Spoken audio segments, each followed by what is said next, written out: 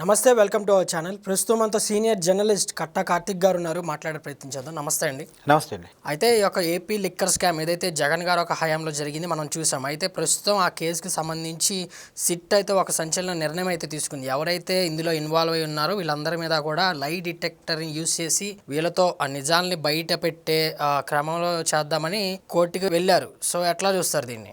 Lie detector test అంటే తెలుగులో narco analysis test. Okay.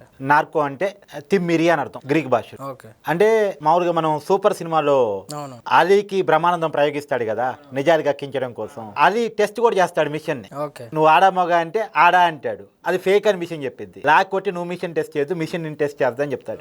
అలాంటిది అంటే నిజానికి ఈ టెస్ట్ ని దేంట్లో వాడతారు, ఎవరెవరికి వాడతారు అంటే ఇప్పటి వరకు వాడింది కసబ్ లాంటి తీవ్రవాదులకి వాడారు, తర్వాత గోద్రా అల్లల్ల విషయంలో వాడారు, తర్వాత ఏదో నకిలీ స్టాంపులు కుంభకోణం విషయంలో వాడారు. లేటెస్ట్ గా కోల్కతా అత్యాచారం కేసు, మెడికో మీద ఒక యువకుడు అత్యాచారం చేశారు కదా, ఆ కేసులో కూడా వాడారు. ఇప్పుడు ఈ మద్యం స్కామ్ లో వాడాలని చెప్పేసి మద్యం స్కామ్ లో ఎంక్వైరీ చేస్తున్నటువంటి అధికారులు భావిస్తా ఉన్నారు. ఎందుకు భావిస్తా ఉన్నారు? నిజానికి ఈ కేసు అంత పెద్దది అంటే అంతకన్నా పెద్దది.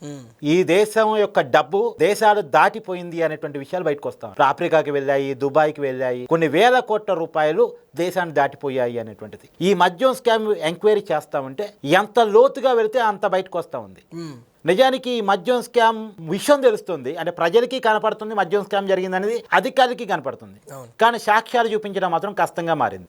ఎందుకంటే ఈ కేసు అరెస్ట్ అయినటువంటి ముద్దాయిల చరిత్ర ఒక్కొక్కసారి చూస్తే రాజు కసిరెడ్డి చాలా తీవ్రమైనటువంటి నేరస్తుడు. రెండోది అతను చెప్పే మాట ఏంటి, అబద్ధాలు చెప్తే మహా అంటే జైలుకి పంపిస్తారు, కానీ నిజాలు చెప్తే ఈ లోకం నుంచే వెళ్ళిపోవాల్సి వచ్చింది. కాబట్టి నిజాలు చెప్పడానికి నేను సిద్ధంగా లేను అని రాజు కసిరెడ్డి ఓపెన్ గా చెప్పేస్తున్నాడు. నిజాలు చెప్పను అని చెప్పేసి. తర్వాత చెవిరెడ్డి భాస్కర్ రెడ్డి స్వతహాగా న్యాయవాది, అతనికి బాగా తెలుసు ఎంక్వైరీ సంస్థలు ఏ రకంగా ఎంక్వైరీ చేస్తే క్వశ్చన్స్ ఏం అడుగుతారు, దానికి ఎలా తప్పించుకోవాలనే విషయం అతనికి బాగా తెలుసు. సో సీనియర్ మోస్ట్ రాజకీయ నాయకుడు, ఎంక్వైరీ సంస్థలు పనితీరు ఎలా ఉంటుందో బాగా తెలిసినటువంటి వ్యక్తి. తర్వాత ఇతర నిందితులు ఐఏఎస్ కన్ఫర్డ్ ధనంజయ రెడ్డి గాని, తర్వాత ఓఎస్డి కృష్ణమోహన్ రెడ్డి గారు కానీ, తర్వాత బాలాజీ గోవిందప్ప ఫైనాన్షియల్ డైరెక్టర్ గా పనిచేసిన వ్యక్తి కానీ, వీళ్ళంతా హై ఎడ్యుకేటెడ్. సో వీళ్ళ నుంచి నిజాలు కనిపెట్టడం అనేటువంటిది అంత చిన్న విషయం కాదు.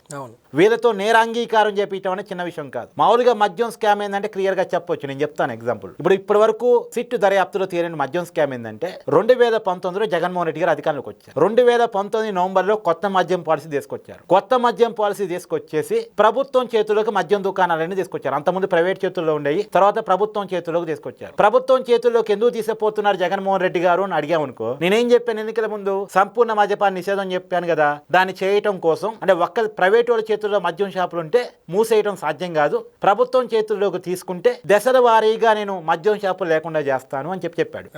మొదటి దశలో జనాన్ని చూపించాలి కదా, మరి ఎందుకు తీసుకుంటున్నాను, అందుకని ఒక 700 షాపులు మూసేశాడు. అంటే ఒక 3700 షాపులు ప్రైవేట్ వాళ్ళ చేతిలో ఉంటే ప్రభుత్వం చేతుల్లో తీసుకున్న తర్వాత ఒక 3000 షాపులే ఉన్నాయి. అంటే జనాన్ని నమ్మించడం కోసం ఈ పని చేశాడు. తర్వాత మద్యం రేటు విపరీతంగా పెంచేశాడు. ఎందుకు పెంచుతున్నావు జగన్మోహన్ రెడ్డి గారు అంటే మద్యం తాగే వాళ్ళ సంఖ్యను తగ్గించడం కోసం అని చెప్పాడు. ఒకటి మద్యం షాపులు తగ్గించేశాడు, మద్యం రేట్లు పెంచేశాడు. మద్యం రేట్లు కూడా మద్యం తాగే వాళ్ళ సంఖ్యను తగ్గించడం కోసం అని చెప్పాడు. బాగానే ఉంది కదా అని జనాలు కనిపించింది. కానీ ఈ ముసుగులో జగన్మోహన్ రెడ్డి గారు చేసింది ఏంటంటే ప్రభుత్వ మద్యం షాపుల్లో తీసుకోవడం వల్ల తను అనుకున్న బ్రాండ్ అమ్మొచ్చు. ప్రైవేట్ వాళ్ళ చేతుల్లో మద్యం షాపులు ఉన్నాయి అనుకోండి, మార్కెట్లో జనాలు ఏం అడుగుతున్నారో అయ్యే అమ్మాలి. ఎందుకంటే ఒక షాపులో తనకు కావాల్సిన బ్రాండ్ లేదనుకో ఇంకో షాపుకి పోతాడు. కాబట్టి ప్రైవేట్ వాళ్ళ మధ్య కాంపిటీషన్ ఉంటుంది. మార్కెట్లో ఏ బ్రాండ్కి విలువ ఎక్కువ ఉందో ఆ బ్రాండ్ని అమ్ముతారు. కానీ ప్రభుత్వం చేతుల్లోకి వచ్చిన తర్వాత ఏంది, జగన్మోహన్ రెడ్డి గారు ఏ బ్రాండ్ అమ్మదలుచుకున్నారో ఆ బ్రాండ్ని అమ్ముతారు. ఎందుకంటే మద్యం షాపులు అన్ని గవర్నమెంట్ చేతుల్లోనే ఉన్నాయి కదా, గవర్నమెంట్ జగన్మోహన్ రెడ్డి గారి చేతుల్లో ఉంది. అప్పటి నుంచి స్టార్ట్ చేశారు, ఎవరు కమిషన్ ఇస్తే వాళ్ళ మధ్యాన్నే మా షాపుల్లో అమ్ముతాము, ఈ కంపెనీని మా షాపుల్లో అమ్మాలంటే మాకు కమిషన్ ఇవ్వాలి అని. దానికోసం ఏజెంట్లు సజ్జల శ్రీధర్ రెడ్డి, విజయ్ సాయి రెడ్డి, ఈ బ్యాచ్ అంతా రాజు కసిరెడ్డి రంగంలో దిగి మీ బ్రాండ్లు అమ్మాలంటే మా కమిషన్ ఇవ్వాలి అని దుకాణం తెరుచుకొని పెట్టుకున్నారు. కొన్ని కంపెనీలు ఒప్పుకొని, కొన్ని కంపెనీలు ఒప్పుకోలే. మరీ బ్రాండెడ్ కంపెనీలు ఒప్పుకోని కంపెనీలు ఆంధ్రప్రదేశ్లో గత 5 సంవత్సరాల కాలంలో మద్యం షాపులు అవైలబుల్గా లేవు. అందరికీ తెలుసు కొన్ని బ్రాండ్లు దొరకలేదు ఆంధ్రప్రదేశ్లో. ఎందుకు దొరకలేదంటే వీళ్ళ కమిషన్ ఒకటి ఇష్టం లేక వాళ్ళు తప్పేసుకున్నారు. సో అవి అమ్మబడలేదు. తర్వాత కొనాల తర్వాత ఏం చేశారు, అసలు ఒకరి దగ్గర మనం కమిషన్ అడిగేదేంది, మనమే సొంత బ్రాండ్లు తయారు చేసి దీంట్లో అమ్మేద్దాం, ప్రభుత్వ మద్యం షాపులు ఎట్టా మంచి ఎత్తులోనే ఉన్నాయి కదా అని చెప్పేసి సొంత బ్రాండింగ్ తయారు చేశారు. సొంత బ్రాండ్లు తయారు చేయాలంటే మద్యం తయారు సంస్థలు వీళ్ళ చేతుల్లోకి రావాలి. నయానో భయానో ఎస్పీఓ డిస్టిలరీస్ ఒకటి మూసివేసిన దాన్ని అదాని డిస్టిలరీస్ పేరుతో రీఓపెన్ చేయడం ఒకటి చేశారు. అంటే ఒకటి మద్యం షాపులు వీళ్ళ చేతిలో తీసుకున్నారు, మద్యం తయారు సంస్థలు వీళ్ళ చేతిలో తీసుకున్నారు. అంటే తయారు చేసేది వీళ్ళే, అమ్మేది వీళ్ళే. దీనికి రేట్ ఫిక్స్ చేయాల్సింది కూడా ప్రభుత్వమే కదా, అంటే మళ్ళీ వీళ్ళే. వ్యవస్థలన్నీ వీళ్ళ చేతుల్లోకి వచ్చేసినాయి. తయారీ వీళ్ళదే, అమ్మకం వీళ్ళదే, రేటు వీళ్ళదే. చివరికి తాగాల్సిన వాడికి అవకాశం లేకుండా చేశారు. వీళ్ళు అమ్మిన బ్రాండ్లు మాత్రమే అవైలబుల్గా ఉంటాయి, ప్రజలకు కావాల్సిన బ్రాండ్లు అవైలబుల్గా ఉండవు. తాగాలనుకున్నవాడు, నాలుక బీక్కపోయిన వాడు, తాగటానికి బానిసైన వాడు, ఇష్టం ఉంటే వీళ్ళు అమ్మిన బ్రాండ్ తాగాలి, లేకపోతే తాగటం అన్నా మానేయాలి. ఇక తప్పలేదు, ఇదే కొనుక్కున్నాడు. ఆ కొనుక్కోవడం కూడా ఏ పద్ధతిలో? క్యాష్ అండ్ క్యారీ పద్ధతిలో, డబ్బు కొట్టు మద్యం పట్టు, ఇదే పద్ధతి. ఇది ఎందుకు పెట్టారంటే, ఇప్పుడు నేను నీకు 100 రూపాయలు ఇచ్చాను హీరో, ఇప్పుడు ఫోన్ పే చేశాను అనుకో, గవర్నమెంట్ అకౌంట్లో పడుద్ది. ఆ గవర్నమెంట్ అకౌంట్ నుంచి నువ్వు అవినీతి చేయటం అంటే తర్వాత ఈ రోజు కాకపోయినా రేపైనా తెలిసిపోయింది. కానీ నేను 100 రూపాయలు ఫిజికల్గా ఇచ్చాను అనుకో, క్యాష్ రూపాయలు ఇచ్చాను అనుకో, 90 రూపాయలు డ్రాలో వేస్తావు, 10 రూపాయలు జైల్లో పెట్టుకుంటావు. దీన్ని నిరూపించడం కష్టం.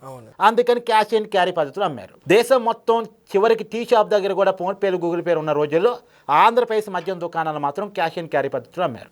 కొన్ని వేల కోట్ల రూపాయల కుంభకోణానికి పాల్పడ్డారు. ఇప్పటి వరకు కమిషన్ రూపంలో తీసుకున్నదే 3,500 కోట్లు అంటే, కేవలం కమిషన్ రూపంలో తీసుకున్నది ఇప్పటి వరకు బయటకు వచ్చింది. సో ఇప్పుడు కుబేర సినిమా ఏదో బయట మంచి టాక్ నడుస్తుంది కదా, కుబేర సినిమాకి మించి బ్లాక్ వైట్ ఎలా చేయాలి, వైట్ బ్లాక్ ఎలా చేయాలి, బినామీ కంపెనీ ఎట్లా చేయాలి, సూట్ కేసు కంపెనీ ఎట్లా చేయాలి, చివరికి రోడ్డు మీద అనామకుల పేరు మీద కూడా అకౌంట్ క్రియేట్ చేసి వాళ్ళ అకౌంట్లో డబ్బులు కొట్టించేసుకొని వాళ్ళ అకౌంట్ నుంచి తమ అకౌంట్లో కొట్టించుకొని విదేశాలకి డబ్బులు పంపించేశారు. ఈ డబ్బును పట్టుకోవడం కూడా చాలా కష్టం, వీళ్ళతో నిజాలు గక్కించడం కష్టం. ఎందుకంటే వీళ్ళు నిందా చెప్పిన మాస్టర్ మైండ్స్, చిన్న విస్తులు కాదు. వీళ్ళందరికీ తెలుసు ఎంక్వైరీ సంస్థల దగ్గర ఏ ఆధారాలు ఉన్నాయో తెలుసు, ఎంక్వైరీ సంస్థలు ఏ క్వశ్చన్లు అడుగుతాయో తెలుసు, ఎంక్వైరీ సంస్థలను తప్పించుకోవాలంటే ఏం చేయాలో తెలుసు. కాబట్టి వీళ్ళ నుంచి నిజాలు కక్కించాలి అంటే ఇప్పుడున్న ఏకైక ఆప్షన్ నార్కో ఎనాలిసిస్ టెస్ట్ చేయించాల్సిందే అనేటువంటి ఒక అంచనాకి సిట్ అధికారులు వచ్చారు అనేటువంటిది. కాకపోతే దానికి ఒక ఫార్మాలిటీస్ ఉంటాయి. ఉన్నతాధికారులతో సంప్రదించి ప్రభుత్వంతో సమాలోచన జరిపి కోర్టులో పిటిషన్ వేసి కోర్టు అనుమతి మేరకు మాత్రం ఇది చేయాలి. మరి ఇంత చేసిన నిజాలు బయటకు వస్తాయి అంటే పెద్ద క్వశ్చన్ మార్కే. ఎందుకంటే అక్కడ ఉంది మా ఊరు వ్యక్తులు కాదు, నేరంలో 6 తేరినటువంటి వాళ్ళు. సహజంగా ఏదైనా తక్కువ నేరం చేయటం వేరు, నేరం కావాలని చేసి ముందే నేరం పట్టుకుంటే ఏం చేయాలన్న దానికి కూడా సిద్ధమై ప్లాన్ చేసి చేసేవాళ్ళు వేరు. వీళ్ళు రేపొద్దున ప్రభుత్వం మారి దీని మీద విచారం జరిగినా దీని నుంచి ఎలా తప్పించుకోవాలో ప్లాన్ చేసుకొని మరీ నేరం చేసిన వాళ్ళు వీళ్ళు. కాబట్టి వీళ్ళ నుంచి నేరానికి అక్కించడం అనేది అంత ఈజీ కాదు. సహజంగా ఇప్పటివరకు నార్కో ఎనాలిసిస్ టెస్ట్ అంటే బయట ఉన్నటువంటి సమాచారం మేరకు ఎలక్ట్రిక్ పరికరాలు బాడీకి అమర్చేసి బ్రెయిన్ని కంట్రోల్ తీసుకొని ట్రూత్ సీరం అనేటువంటి ఒక సీరంని ఇంజెక్షన్ రూపంలో బాడీలోకి పంపించి దాని ద్వారా మెదడుని కంట్రోల్ తెచ్చుకొని సగం నిద్రలోకి వెళ్తారు. బాడీ కంట్రోల్ తప్పైద్ది, మెదడు మీద కొంత కంట్రోల్ తప్పైద్ది. తర్వాత బీపీ, పల్సు, తర్వాత భావోద్వేగాలన్నీ కూడా ఎలక్ట్రిక్ పరికరాల ద్వారా తమ ఆధీనంలో తెచ్చుకుంటారు. ఆధీనంలో తెచ్చుకొని మెదడుని కూడా తమ ఆధీనంలో తెచ్చుకొని అప్పుడు ప్రశ్నలు అడుగుతామంటే కొన్ని నిజాలు బయటకు వస్తాయి అనేది ఒక సైంటిఫిక్ మెదడు, ఒక నమ్మకమైన మెదడు. మరి కానీ వీళ్ళకి ముందు ఐడియా ఉంటుంది మమ్మల్ని నార్కో ఎనాలిసిస్ టెస్ట్ కూడా చేయొచ్చేమో అని. సో వీళ్ళు డిసైడ్ అయి ఉంటారు. చేసినప్పుడు కూడా దానికి విరుగుడు ఏంటో కూడా వీళ్ళు ప్లాన్ చేసుకుని ఉండుంటారనేది నా అంచనా. కానీ వీళ్ళ చేత నిజాలు కక్కించడం అనేది చిన్న విషయం కాదు. కానీ కక్కించడానికి శతవిధాల ప్రయత్నం చేస్తున్నారు. ఇప్పటికైతే సిట్ పనిచేస్తున్న తీరు నిజంగా అభినందనీయం. చాలా విషయాలు బయటకు వస్తూ ఉన్నాయి. ఎక్కడెక్కడ డబ్బు దాశారు, ఏ రూపాయలు డబ్బులు మార్చారు, ఆ డబ్బును ఎక్కడెక్కడ పెట్టుబడి పెట్టారు, ఎంత దారుణమైన విషయాలంటే ఒకటి సినిమాలు తీస్తాడు, ఒకటి రియల్ ఎస్టేట్లో పెడతారు, ఇంకొకటి దేశాలు దాటిచ్చేస్తాడు, ఇనప కర్మాగారం పెడతారంటే ఆఫ్రికాలో, జింబాంబేలో పెట్టుబడి పెడతారంట. ఎంత దారుణమైన విషయాలు బయటకు వస్తున్నాయో. ఇప్పుడు ఇవన్నీ బయటకు వస్తున్నాయి అనేది ఫైనాన్షియల్ ఫ్రాడ్స్. నేను బలంగా వాదించే విషయం ఇంకొకటి ఉంది. మీరు ఫైనాన్షియల్ ఫ్రాడ్స్ మాత్రమే బయట తీస్తున్నారు, కానీ జనాన్ని చంపేశారు. నకిలీ మద్యాన్ని అంటే సొంత మద్యం ఇందాక చెప్పాను కదా, ఆ సొంత మద్యం అనేది నకిలీ మద్యం. నకిలీ మద్యాన్ని తయారు చేసి దాదాపు 40,000 మందిని చంపారు. 80,000 మందికి కిడ్నీలు, లివర్లు పాడైపోయాయండి. అంటే ఈ 40,000 ప్లస్ 80,000 ఎంత?